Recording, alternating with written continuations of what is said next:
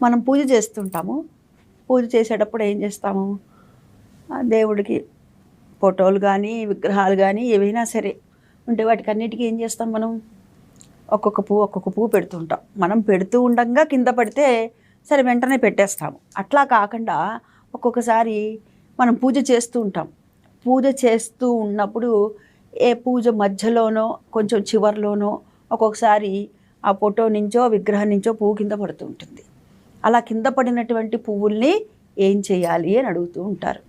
అయితే మొట్టమొదట నేను చెప్పినట్లుగా ఆ దేవుడికి పెట్టేటటువంటి ఆ ఫోటోలకు కానీ విగ్రహాలకు కానీ పెడుతూ ఉన్నప్పుడు మనం పెడుతూ ఉండంగా కనుక కింద పడితే వెంటనే తీసి పెడతాము, అది తప్పేం లేదు.